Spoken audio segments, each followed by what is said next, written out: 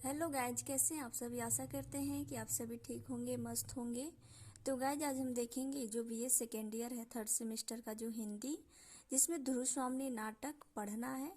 तो आज हम देखेंगे ध्रुव स्वामी नाटक का जो सारांश है, उसमें कितने प्रमुख पात्र हैं उनके बारे में हम देखेंगे, ठीक है। और ध्रुव स्वामी नाटक के बारे में हम देखेंगे। तो आइए देखते हैं कि ध्रुव स्वामी जो है वह एक ऐतिहासिक नाटक है जिसके लेखक जयशंकर प्रसाद जी हैं, ठीक है। इनका संक्षिप्त जो ध्रुव स्वामी नाटक है उसका संक्षिप्त परिचय होने के कारण यह सरल और सुगम है।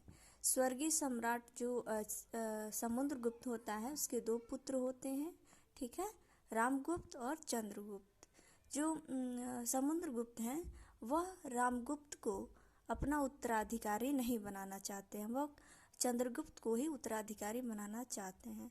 इसका कारण यह है कि जो रामगुप्त है वह बहुत ही धूर्त और अयोग्य है, शासक के योग्य वह नहीं है, ठीक है, क्रूर शासक है वो।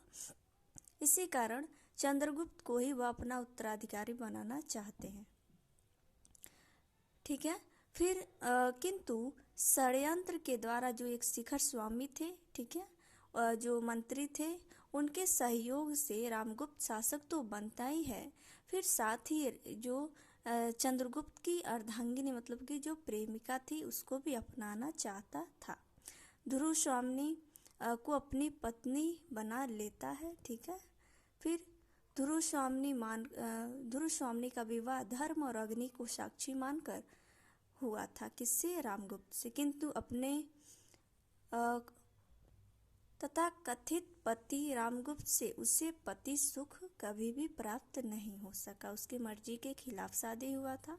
वैसे भी रामगुप्त क्या था, अपनी विलासी प्रवृत्ति और क्रूरता के कारण ध्रुव स्वामी का घृणा का पात्र ही बना रहा। इन सबके अतिरिक्त वह एक नपुंसक व मूर्ख भी था। उसे मर्यादा का विचार तथा कुल की जो गौरव है उसकी चिंता उसे नहीं थी। इन सब कारणों से ध्रुव स्वामी का मन ही मन मधुर भावनाओं के आधार पर किसके प्रति वो हुआ था, तो चंद्रगुप्त के प्रति। जब ध्रुव स्वामी को पता चलता है कि मौन प्रेम चंद्रगुप्त भी इससे करता है, तो वह उसके प्रति और भी अधिक आकर्षित हो गई। जब रामगुप्त को ध्रुव स्वामी के मन में चंद्रगुप्त के प्रति प्रेम के बारे में पता चलता है, तो वह उस पर कड़ा नियंत्रण रखने लगता है। रामगुप्त के कारण अपने पूर्ण अधिकार खो बैठता है, ठीक है। प्रशासन में जो रामगुप्त है वह अपने जो अधिकार हैं, मान सम्मान है, वह उसको खो बैठता है और वो बहुत ही शिथिल पड़ गया था, ठीक है। उसको किसी प्रकार की चिंता नहीं थी अपने कुल व मर्यादा का, जिसका फायदा उठाकर जो सकराज था अन्य देश का राजा, उसने भी अपने वीर सैनिकों के साथ इसके राज्य पर मतलब चारों ओर से इसके राज्य को घेर लिया और उसने एक संधि प्रस्ताव रखा। उस संधि प्रस्ताव में उसने ध्रुव स्वामी को मांगा, उसको पाने की इच्छा प्रकट की। वह अपने जो सामंत जो कुमार हैं उनके लिए भी स्त्रियां मांगी, ठीक है।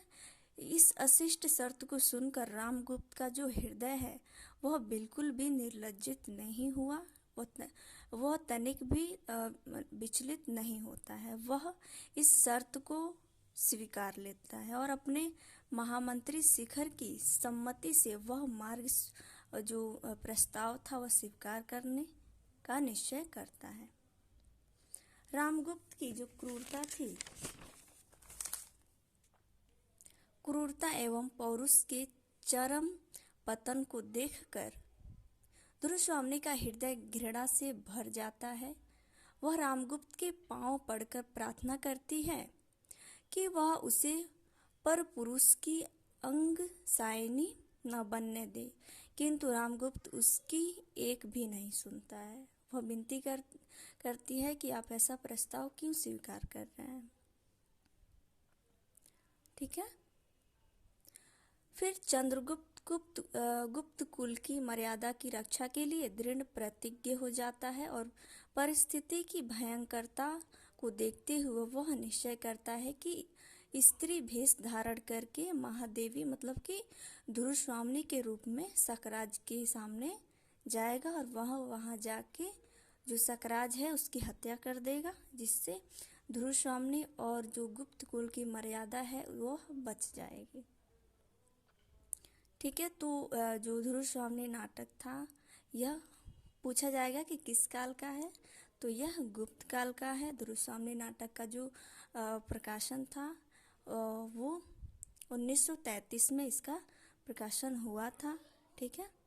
फिर जो लेखक हैं जयशंकर प्रसाद जी हैं और यह जो ध्रुवस्वामिनी नाटक है यह 3 भागों में विभक्त है। ठीक है।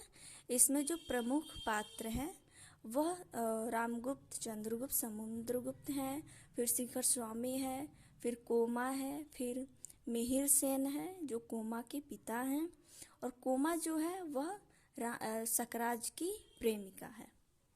ठीक है। फिर अग्निमित्र है, मतलब कि ये सभी पात्र हैं। ठीक है। तो आशा करते हैं कि आपको समझ में आ गया होगा। सारांश में ऐसे ही आएगा एग्जाम में और पूछ देगा कि ध्रुवस्वामिनी का जो तात्विक तत्वों के आधार पर उसकी विवेचना कीजिए, तो वो हम अगली वाली वीडियो में बताएंगे। ठीक है। तो चलिए मिलते हैं अगली वीडियो में, तब तक के लिए धन्यवाद।